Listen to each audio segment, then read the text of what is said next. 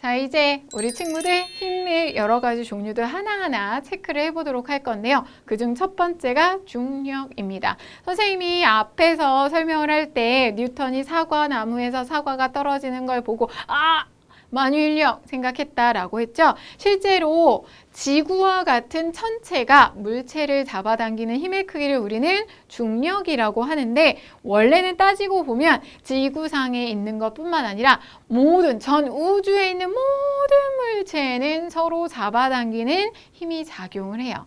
그걸 만유인력, 서로 잡아당긴다, 만유인력이라고 하는데, 근데 그 중에서 천체가 물체를 당기는 힘을 중력이라고 합니다. 자, 여러분들 중력의 방향은요. 중력의 방향은 어디? 지구 중심 방향이에요. 지구 중심 방향으로 나타나게 되는데, 지구 중심 방향을 연직 방향이라고 이야기를 하기도 합니다. 뭐라고? 연직 방향이라고도 한다. 이런 연직 방향, 지구 중심 방향 찾고 싶지 않습니까? 싫다고? 그래도 알려줄 거야. 연직 방향을 어떻게 찾냐면, 여러분들이 실에다가 좀 무거운 물체를 좀 매달아. 실에 무거운 물체를 매달아서 이렇게 들고 있잖아요. 그럼 그 실이 가리키는 방향이 바로 중력 방향, 연직 방향이에요.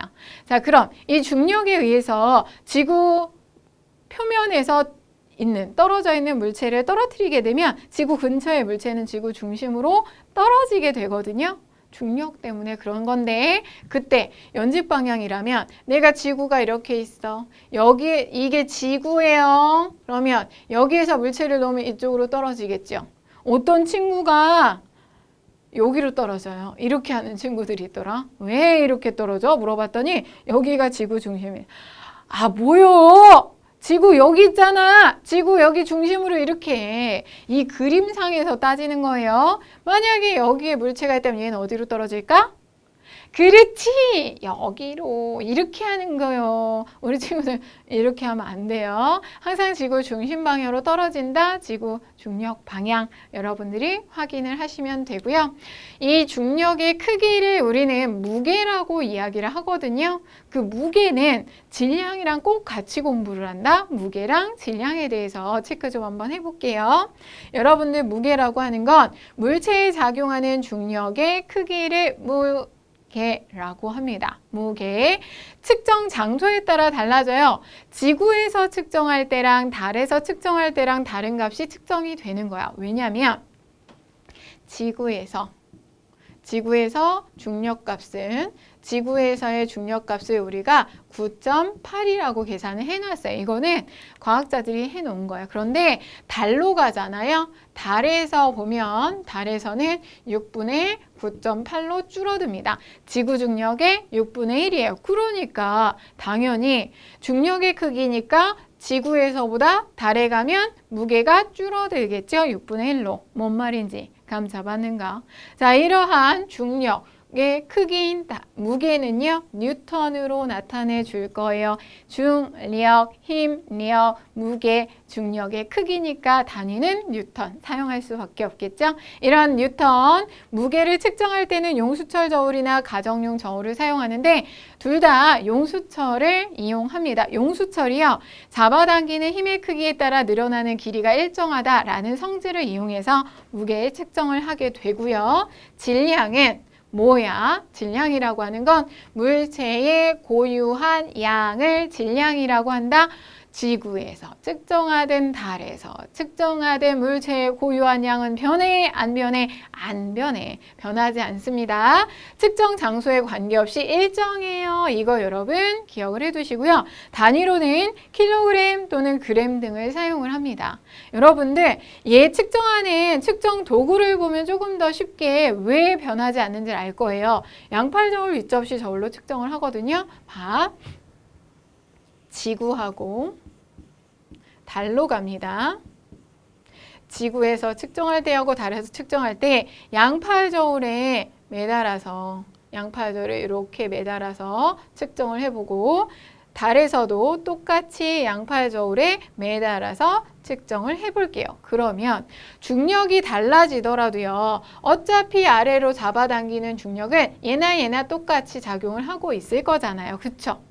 양쪽에 같은 힘으로 똑같이 작용하기 때문에 어디에서 측정하더라도 물체의 질량은 똑같이 측정이 돼요. 그런데 용수철 저울로 측정을 해보자. 용수철 저울로 이렇게 매달아서 측정을 하면 똑같은 물체라고 하더라도 달에서 당겨주는 힘의 크기는 지구에서 당겨주는 힘의 크기보다 줄어들기 때문에 늘어난 길이가 여기가 6cm라면 여기는 1cm밖에 안 되겠죠.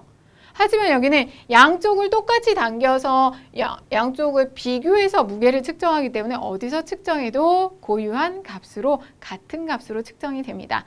예를 들어서 지구에서 질량이 60kg인 사람, 달에 가면 질량이 몇 kg? 60kg으로 똑같아요. 알겠습니까? 자, 그럼 무게는 어떻게 될까? 무게를 계산하려면 여러분들이 요거 질량과 무게의 관계식을 알고 계셔야 돼요. 무게는 질량에 비례합니다. 되게 감사하죠? 무거운 사람은 더 큰 힘으로 지구가 잡아당겨서 지구에서 절대 떨어질 일이 없어. 생각해봐. 만약에 무거운 사람은 지구가 무거워서 못 잡아당겨요. 그러면 떨어지면 어머! 다이어트 진짜 죽음의 다이어트 해야 될걸? 근데 무거운 건 그만큼 큰 힘으로 잡아당겨서 절대 떨어지지 않습니다. 무게는 질량에 비례해요. 그래서 질량에다가 9.8을 곱하면 무게 뉴턴이 나와. 예를 들어 1kg인 물체의 무게는 9.8뉴턴이 되는 거야. 그러면 지구에서 60kg인 사람의 무게는 60 곱하기 9.8이 되죠. 그러면 588뉴턴 돼. 나 잘하지.